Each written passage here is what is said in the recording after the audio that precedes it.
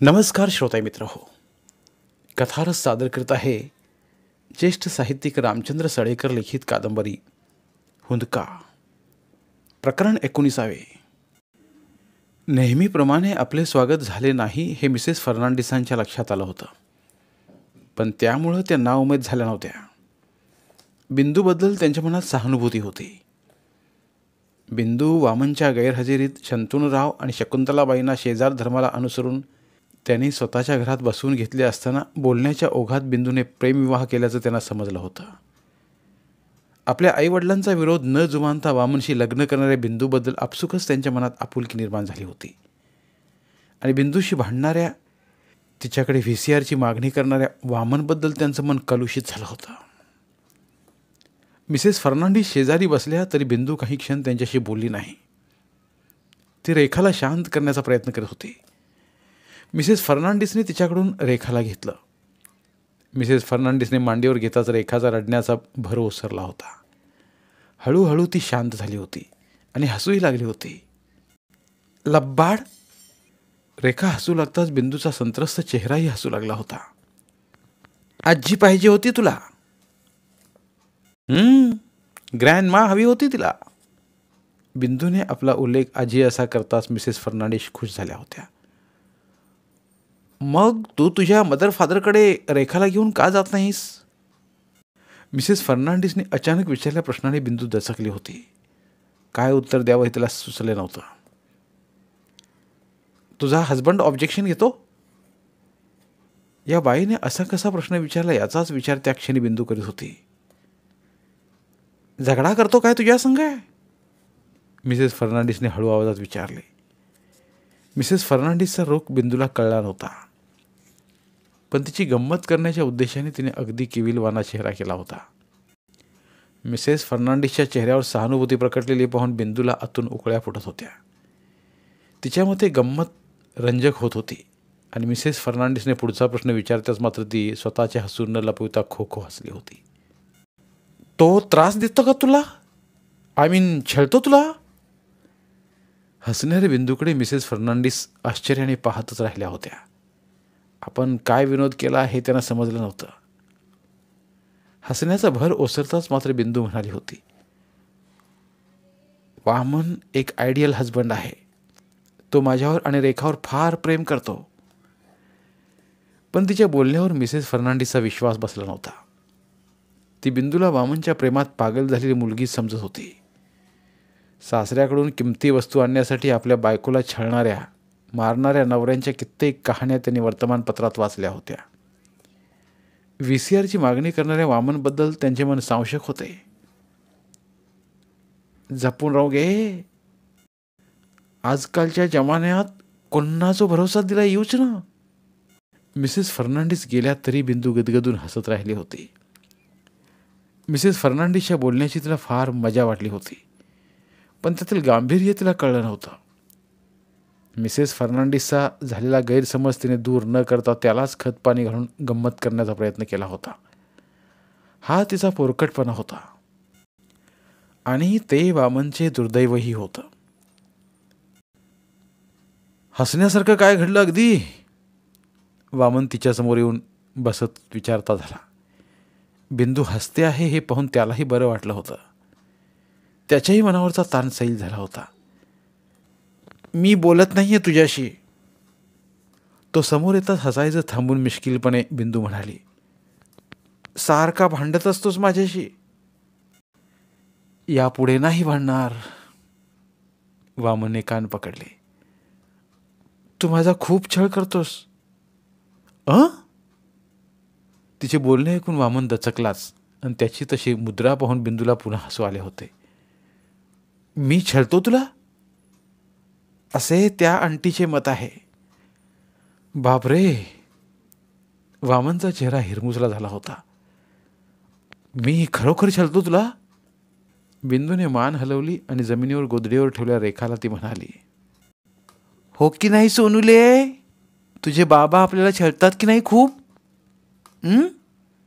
गेला आठवडाभर आपल्याशी बोलले नाहीत. तुझ्या आईशी भांडायला त्यांना खूप वेळ मिळाला, पण प्रेम करायला मात्र त्यांच्याकडे अजिबात वेळ नव्हता. त्या आंटीसारखं बोलू नकोस ना आता. वामनने बिंदूच्या गळ्यात हात घालून तिला आपल्याजवळ ओढलं होतं. बिंदू, प्रेमाचं मोजमाप करण्यासाठी थर्मामीटरसारखं उपकरण असतं ना, तर माझ्या तुझ्यावरील प्रेमाची मोजणी करताना थर्मामीटरमधील पारा थर्मामीटर फोडून बाहेर आला असता. बिंदूने मान वर करून वामनच्या डोळ्यात पाहिलं. त्याच्या बोलण्याने ती भारावून गेली होती. आठवडाभर घुंगावणारे वादळ त्या क्षणी शांत झाले होते. प्रेमाचे आणि सुगंधित वारे वाहू लागल्याचे तिला उमजले होते. त्या टीव्हीमुळे आपणा दोघात भांडण झालं. तो टीव्ही आपल्या घरात नको. पुन्हा टीव्हीवर घसरलास तू? अगं पण काय उद्देशाने टीव्ही दिला आहे मामांनी? मला हिणवण्यासाठी? काहीतरी समजूत करून घेतो झालं. तू जावई आहेस त्यांचा. ते तसं मानित नाहीत.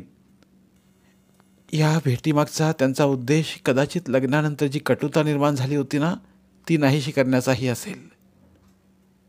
नागेशच्या लग्नपत्रिकेसंबंधात तू काय म्हणाला होतास आठवतं? त्यांनी एक पाऊल पुढं टाकलं असताना आपण आपलं पाऊल मागे घेण्यात काय अर्थ आहे? तो संदर्भ इथे लागू होत नाही बिंदू, त्रासिक स्वरात वामन म्हणाला. माझा अपमान करण्यासाठीच हा टीव्ही भेट दिला आहे आपल्याला. बोलता बोलता वामनचा आवाज चढला होता. माझी ऐपत नाही. मी कधीच रंगीत टीव्ही विकत घेऊ शकणार नाही हे मामानी आणि नागेशनं न बोलता बोलून दाखवलं आहे ते. आणि तूही खुळ्यासारखी त्यांना साथ देत आहेस. पुन्हा म्हणतो आहेस माझ्याशी तू, नाराजीने बिंदू म्हणाली आणि वामनचा पारा उतरला क्षणात. आठवडाभराचा बिंदूचा अबोला त्यालाही असह्य झाला होता. आपल्या संसारात ताणतणाव नको होते त्याला. शिवाय त्याच्यासाठी सर्वांना झिडकारल्या बिंदूला दुखवणे त्यालाही आवडणारे नव्हते. सोयीस्कर माघार घेत त्याने दोन्ही हातांनी बिंदूला आपल्या कवेत घेतले. तिच्या चेहऱ्याची चुंबने घेत तो पुटपुटला. भांडत नाही मी, प्रेम करतोय तुझ्यावर. त्याच्या आवेगाने वर्षावाने बिंदू सुखावली होती. तीही त्याच्या निकट सरकली होती. नकळत त्याच्या स्पर्शात तिने स्वतःला झोकून दिले होते. पण अचानक रेखा रडू लागताच बिंदूला वस्तुस्थितीचे भान आले होते. हळूच तिने वामनला दूर लोटले होते. लागला फाजीलपणा करायला, लाजून बिंदू म्हणाली. वामन हसला. नंतर वामनच्या शब्दांची आठवण करून देत ती म्हणाली, आपल्या घरात कोणी वडीलधारे नाहीत म्हणूनच एक धोक्याची सूचना देऊन ठेवते. सारखे सारखे माझ्या जवळ येऊ नकोस. आणि मी जवळ आलो तरी तू मला बिलगू नकोस. वामनने मिस्किलपणे म्हणताच बिंदू लाजली. हलकेच तिची मान खाली झुकली. वामनला राहवले नाही. हळूच त्याने तिची हनवटी वर उचलीत तिच्या डोळ्यांत पाहिलं. त्या क्षणी वामनच्या नजरेला नजर देण्याचं धैर्य बिंदूला झालं नाही. चटकन पापण्या खाली झुकल्या होत्या. बिंदू, वामनने घोकऱ्या आवाजात साद घातली. बिंदूने बावरून त्याच्याकडे पाहिलं. फक्त एकच. बिंदूच्या डोळ्यात प्रश्नचिन्ह उमटलं. वामनने आपल्या ओठांचा चंबू करीत सहेतुक तिच्याकडे पाहताच तिच्या गालावर रक्तिमा पसरला. ओठावर मंद स्मित झळकून वामनला आमंत्रण देण्यासाठी हलकेच तिचे ओठ विलग झाले. तिच्या ओठावर संवेदना होती. वामनने हलकेच ती आपल्या ओठांनी टिपली. क्षणभर दोघेही गप्प होते. बिंदू रेखाला खेळवत असतानाच वामनने विचारले, रेखा मोठी केव्हा होणार ग? त्याच्या म्हणण्याचा अर्थ आणि त्याच्या स्पर्शातली ओढ बिंदूच्या लक्षात आली होती. फक्त टपोऱ्या डोळ्यानेच तिने त्याला दटावलं आणि रेखाला झोपवण्याचा प्रयत्न करू लागली. आठवडाभराचे वादळी ढग निवळले होते फक्त त्या क्षणी. दुपारची विश्रांती घेत बिंदू पडली होती. तिच्या बाजूलाच रेखा झोपली होती. आतमध्ये मोलकरीण भांडी घासत होती. त्याचा आवाज बिंदूला पडल्या पडल्या बेडरूममध्ये ऐकू येत होता. वेळ जाण्यासाठी ती स्नेपाक्षिक वाचत होती. वाचत असतानाच तिचा डोळा लागला होता आणि कोणी हाक मारल्यामुळे ती दचकून जागी झाली होती. बाई, पुन्हा तिला हाक ऐकू आली होती आणि आपल्याला मोलकरीण हाक मारते आहे याची जाणीव तिला झाली होती. काय ग पार्वती? बेडरूमच्या दरवाजात उभ्या असणाऱ्या मोलकरीणला उद्देशून बिंदू म्हणाली. बाई, पगार देता ना मग? बिंदू उठली. उशीखाली हात घालून तिथे ठेवल्या नोटा काढून पार्वतीकडे देत ती म्हणाली, घे, पगार मिळताच खाडे करू नकोस. पैसे ब्लाऊजच्या आत खुपसून पार्वतीने बिंदूची नजर चुकवीत म्हटलं, बाई, मी उद्यापासून गावाला चालली आहे. पार्वती, मग कामाचे काय?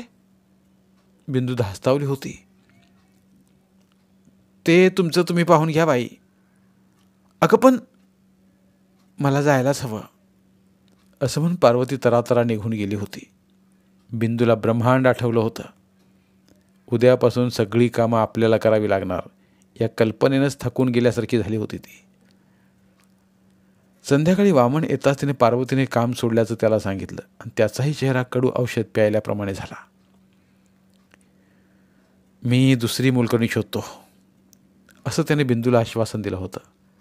परंतु पटकन आपल्याला दुसरी मोलकरणी मिळेल याचा त्यालाच विश्वास वाटत नव्हता.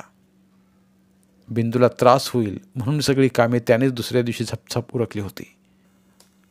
ऑफिसला जाण्या अगोदर संध्याकाळी मी आल्यानंतर सारं काही करीन, तू काही पाण्यात जाऊ नकोस, असं बजावून तो ऑफिसला गेला होता. सबंध दिवस आळशाप्रमाणे काही काम न करता काढताच बिंदूला स्वतःची लाज वाटली होती. ऑफिसातून आल्यानंतर वामन भांडी स्वच्छ करणार ही कल्पना तिला कशाशीच वाटली होती. म्हणूनच रेखा झोपली आहे हे पाहून ती स्वतःच कामाला लागली होती.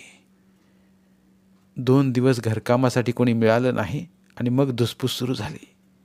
वामन न कुरकुरता ऑफिस आणि घर सांभाळीत होता, पण बिंदू मात्र कष्ट करण्यास तयार नव्हती. बंगल्यात कसलंच काम तिला करावं लागत नव्हतं. उलट तिचा शब्द झेलला जात होता आणि त्यामुळेच कष्ट करण्यास ती स्वतःच्याच घरात आळस करीत होती. सुखासीन आयुष्य जगलेली बिंदू कष्टांना सामोरी जाण्यास कुरकुरत होती. त्या दिवशी अचानक नम्रता आणि नागेश दुपारचे तिच्या घरी आले. बिंदू त्यावेळी भांडी स्वच्छ करून आवराआवर करीत होती. दरवाजावर थाप पडताच तिला वाटलं की मिसेस फर्नांडिस आल्या असाव्यात. म्हणून रेखाने बरबटल्या हाताने दरवाजा उघडला आणि दरवाजात नागेश नम्रताला पाहून ती चमकलीच. अरे वा! दोघांना अवचित पाहून तिला आनंदही झाला होता. नागेश, चकित केलंस तू मला. ये ना. तूही चकित केलंस मला बिंदू, नम्रतासह आत येत नागेश म्हणाला. मी? बिंदूने गोंधळून विचारलं. तू काय करते आहेस?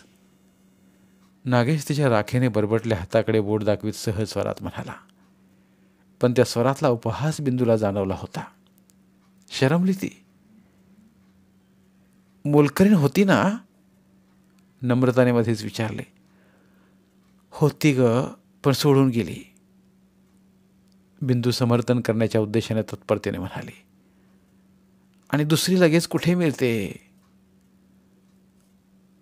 ओली बाळतीन ग तू बिंदू, पाण्यात नाचतेस. रेखाला सर्दी झाली तर? नम्रता म्हणाली. ओली बाळतीन? बिंदू हसली. रेखा 6 महिन्याची झाली ग. दोघींचं बोलणं चालू असताना नागेश फक्त स्वस्थ बसून होता. मधूनच बिंदूकडे पाहत मिस्किल हसत होता. बंगल्यात त्याच्या नजरेला नजर देऊन आणि त्याच्या आवाजावर आवाज चढवून बोलणारी बिंदू त्या क्षणी मात्र त्याची नजर चुकवण्याचा प्रयत्न करीत होती. त्याच्या रोखलेल्या नजरेने ती पार अस्वस्थ झाली होती. नागेश आपली हेटाळणी तर करीत नाही ना, असंच तिला वाटत होतं. पण नंतर मात्र नागेश रेखाला खेळवण्यातच मग्न झाला होता. रेखाच्या बाललीलाने तो खुश झाला होता. त्या क्षणी तो नम्रता आणि बिंदूला विसरला होता आणि रेखा वामनची मुलगी आहे हेही विसरला होता. वामन येण्या अगोदरच नागेश नम्रता निघून गेले होते. जाताना बिंदूला विसावावर येण्याचं आमंत्रण देण्यास नम्रता विसरली नव्हती. आज दुपारी नागेश आणि नम्रता आले होते. वामन ऑफिसातून आल्यानंतर हातपाय धुवून रेखाजवळ बसताच त्याच्यासाठी चहा घेऊन येत बिंदू म्हणाली.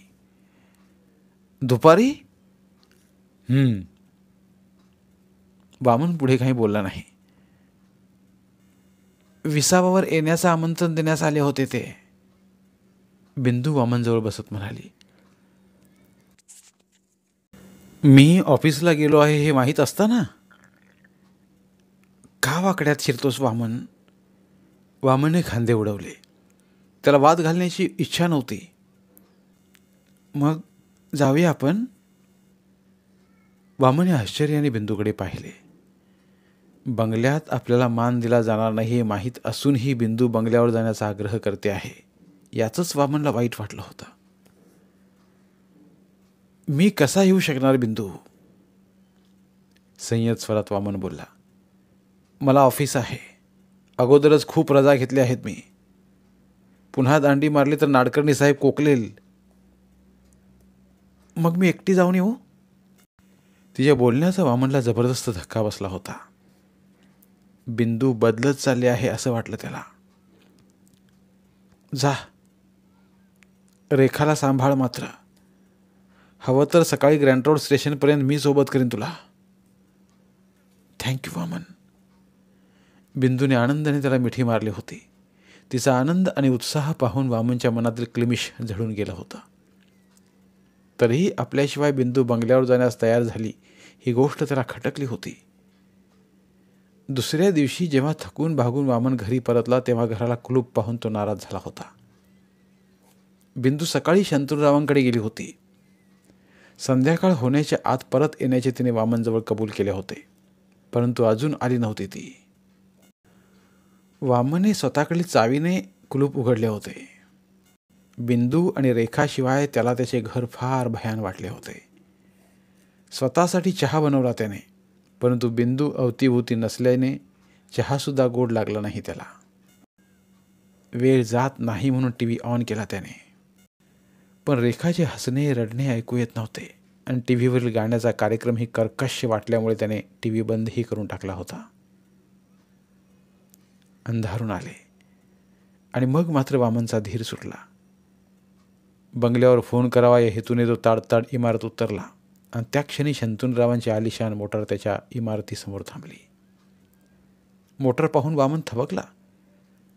प्रथम ड्रायव्हिंग सीटवरून नागेश उतरला आणि मागे येत त्याने पाठीमागच्या दरवाजाचे दार उघडताच रेखाला घेऊन बिंदू उतरली. किती वेळ केलास? आपली नाराजी न लपवता वामन म्हणाला. मला काळजी वाटू लागली होती. ती काही अरण्यात नव्हती काळजी करायला, नागेश ताडकन म्हणाला. तिच्या आईवडिलांसमेतच होती ती. चला वर, वामन नागेशला प्रत्युत्तर न करता म्हणाला. तुम्ही चला वहिनी, नम्रताला उद्देशून तो म्हणाला होता. तुम्ही थांबता? नम्रताने नागेशला विचारले. कशाला? वामन म्हणाला. चला जेवणच जा आता. ते टेम्पोची वाट पाहत आहेत, नम्रताने खुलासा केला. आमच्या मोटारी मागोमागच होता तो. का उशीर झाला ते कळत नाही. टेम्पो? वामनच्या भुया वर चढल्या होत्या. नम्रताचे बोलणे त्याला कळले नव्हते म्हणून अपेक्षेने त्याने बिंदूकडे पाहिलं होतं आणि बिंदूने जाणून बुजून त्याच्यापासून आपली नजर दूर वळवली होती.